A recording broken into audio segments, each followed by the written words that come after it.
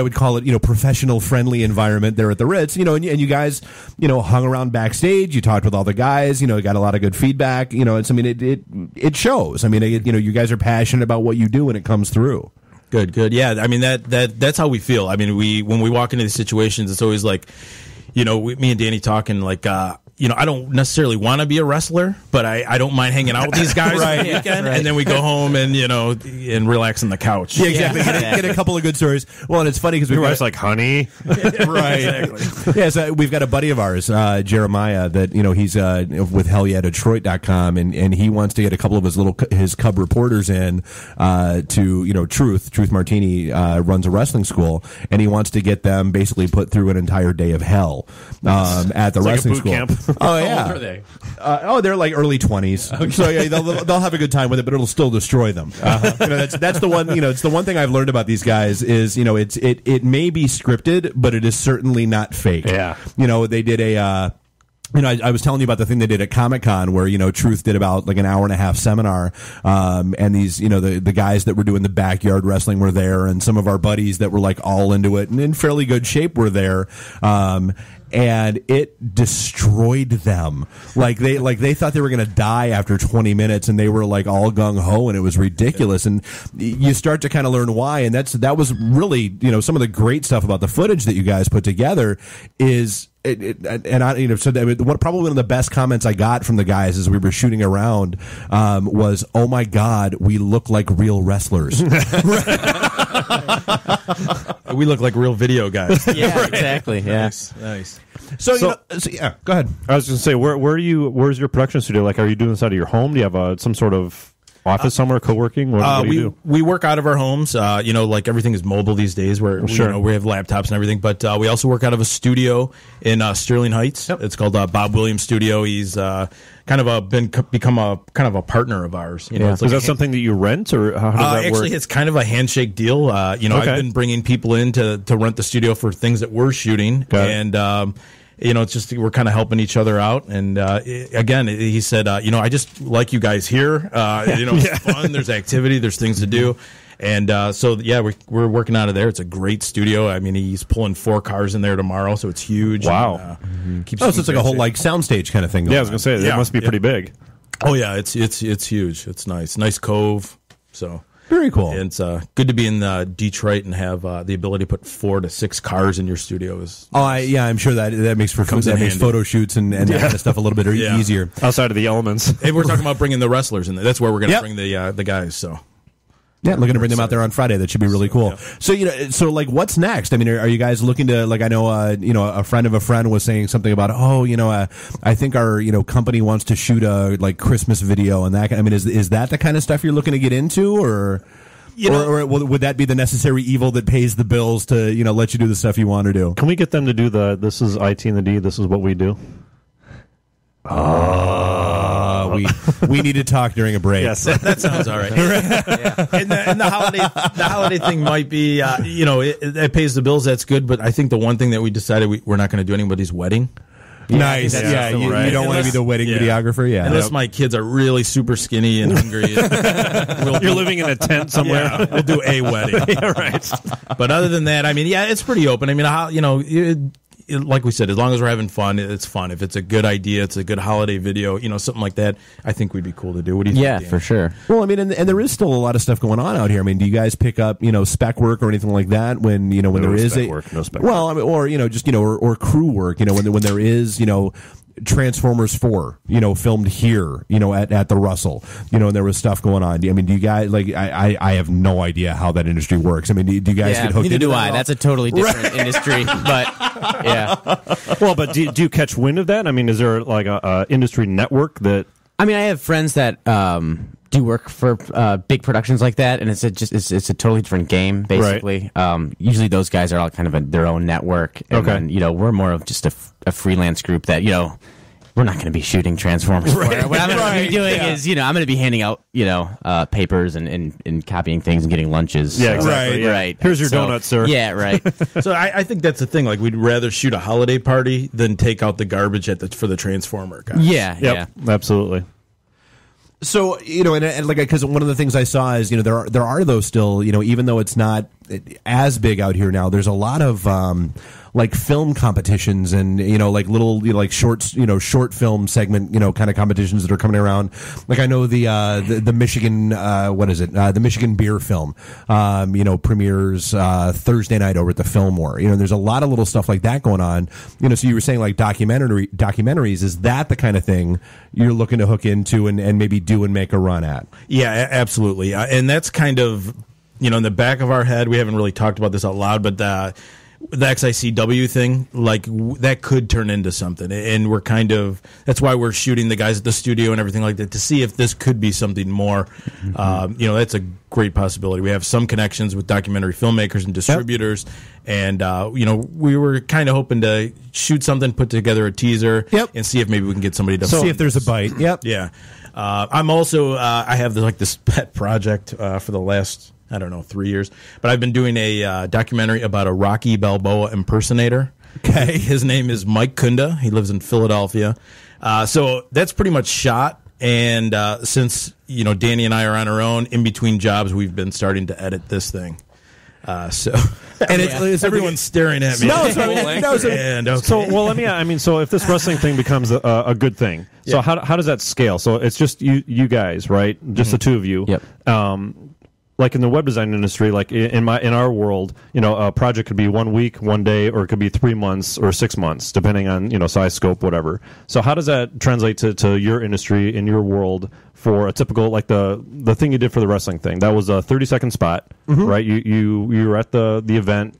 Yep. Took a bunch of B-roll. You were there for the whole event, probably.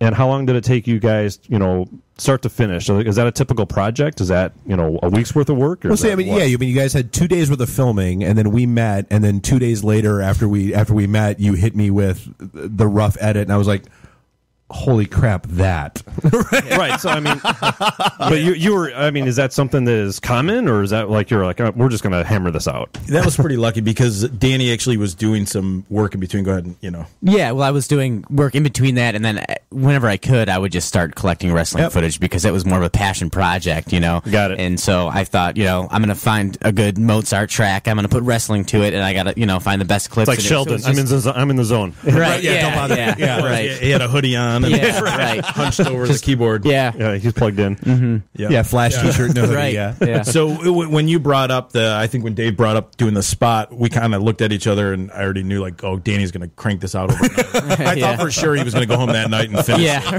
right. But getting back to, but how does that scale then? So, like, if you had, 5 different, companies saying, hey, I need this by such and such, or, if the wrestling thing turns into a gig, and they're like, well, we need 5 of these commercials by Friday, or how does that work? You go ahead. Well, I was going to say, Danny and I we've been working pretty closely, and I think it's Bob at the studio kind of says, like, we share a brain. So I think, like, what would happen is we'd probably bring in freelancers, and Danny and I would kind of oversee it. Right? Yeah, right. If we needed more time, more people, then we would just reach out and connect with others, and kind of take maybe not have our hands on the keys, but kind of step back and look at cuts and work on more than one thing at a time. Gotcha. Well, and that's kind of the same thing you were talking about with getting Agile and Beyond off the ground, because we know Conference 101. Yeah, what an enormous not such an easy thing to do. Yeah, what an enormous undertaking it can be. It does come down to, once you hit that kind of critical mass point where it's too big for one person or 2 people or 3 people to run, you have to be okay with delegation and finding the right people and finding the right crews to take care of things for you. Oh, yeah, that's an art. But you've got to find people that are just as passionate as you are, right? That's the key thing right there, because if you don't find someone who has the same passion, they're going to go off and do something, because you want them to be able to go off and do it autonomously. Yeah, you want to give them the freedom to a point, right? Right. Exactly, but you've also got to have some kind of trust that they're going to do what you've got. Generally, they're going to do what you've got in mind, right? So I think that's the same thing that you guys are trying to do, right? Absolutely. You just said it better than I did. No, absolutely, and that's the key. Yep. So I guess as how long have you been trying to get this off the ground now? How long have you been running with this? I think it's been 6 months? Yeah, about 6 months. Yeah. So, like, best and worst experience so far. I guess that's kind of the standard Pat question. Let's see. Best experience. God, all of them have been great. Everything's been really good so far. I think we've been steady. We've been super busy. We had great clients, and I think I was like we had about 6 months. We were busy nonstop. I was looking forward to a week off, and we kind of had like a slow week, and that was probably the worst experience. Yeah, just not knowing what to do. Right. Yeah. So, what do you mean I'm not slammed busy today? I don't have 19 hours in the back row. All of a sudden, your wife's got a to-do list for you. Yeah, right. More videos of the kids. I want. Right. Yeah, I wanted like a week off, and a day was enough. So that was have you set up for the Thanksgiving shoot yet? Yeah, for 2014. Yeah. So, but yeah, we have a lot of things cooking and hopefully coming up. So we're staying really busy with the docs and we just heard from a couple guys this morning about shooting some outdoor style videos and hunting and fishing and that kind of thing. So yeah, and I think it's just the freedom of it. Like when we were working at a place where we didn't dictate what we were shooting, it's a totally different experience than going out there and meeting someone who's really interesting, and then it becomes a passion project, you know? Yeah. And I think that's the big difference where there hasn't been any lows because it's just been all passion very, projects, very euphoric. Or how can we turn this? You're even if working it's on a what you want to subject- work on. Yeah, and even if it's a subject that we don't That's want to what I work love on, about it, how do too. we turn it into something that, we could be proud of and that, Right. we can make it interesting for ourselves, Well, and that happens, I think, even as a developer, when it comes to, when you're writing code to spec, that's probably like You're a technician at that point. Yeah, exactly. You're bored, and you do what you need to do to get it done, and then you move on. As opposed to writing your own code for your own project, your own app, your own whatever. It doesn't matter that it's 4:00 in the morning. Right. There's one more pass you can make to make sure. Yeah. Yep. Yeah, I mean, the money's going to be nice. Obviously, I want to make money on the project, but am I going to be proud to have this on my portfolio? That's just as important. Yep. Well, whether it's the Rocky Balboa impersonator or it's the short video that you did on wrestling, you're trying to tell some story, right? There's a creativity to that. Exactly. Yep. And the other thing too, I think, is we don't know where this is heading exactly, and that's kind of cool. Where at an agency or wherever you're working, you kind of know like, oh, the auto show is coming next year. We have to shoot the auto show, and then it's the next auto. Yeah, exactly. Show. Here's the shoot calendar. Here's the right, and then you're 60, and then that goes back to what you were saying, Dave, about you got stuff that you've got to do, right? You got stuff that fills it in, right? But then you can do the things that you're passionate about. You got to pay the bills somehow, right? Yep, exactly. Yeah, hopefully not through wedding videos. Right. Is the message I heard here. So how do people find you? I mean, if they want to talk to you about shooting a project for them, how do they get a hold of you? Where do they look up what you've done? Well, I think the easiest right now, unfortunately, is just go to Vimeo, search Jim Toscano, which is my name, or Danny Gianino, and our Vimeo. We both have each other's work on there, and it's kind of our most recent work that we're very proud of. Well, and we'll throw a link out in our recap tomorrow and make sure that gets out there as well. Yeah. And Toscano Media is on Facebook. It's not that active, but Vimeo is the best place to go right now. See, now if you were smart, you would just take ToscanoMedia.com and point it to your Vimeo. I know. .co. Yeah. We're very underground, right? Yeah, very This is underground. indie. Yeah. We don't want anybody judging us. Right. This is the underground of the indie. Yeah. You can buy our VHS tapes. Right. Yeah. And now they're hipsters, great. So I mean, what's on deck for the rest of the year? I mean, is there anything that's like kind of out there that you're really excited about for the last couple months of the year? Or? Well, honestly, I think the Rocky Balboa thing, it's been on the shelf for so long that now we're finally able to edit it. And which I will guarantee you right now, Bob is in a hotel room or a hotel bar right now screaming while he's listening to this, going, really? "Why am I not there to talk about this?" I hope there's a lot of. And right now he's laughing at you. Right. So for me, that's the project I'm most looking forward to. What about you, Danny?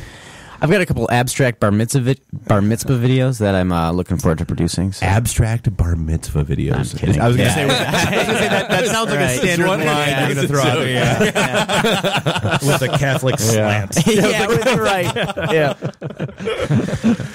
All right. Well, I'll tell you what. So we'll get the link out there to Vimeo to get you guys out there and showcase a little bit more, and we'll come back and we'll talk with Tom and Sherry, talking about Agile and Beyond and photography and all that fun stuff. We'll be back in just a minute. This is IT and the D. We'll be right back.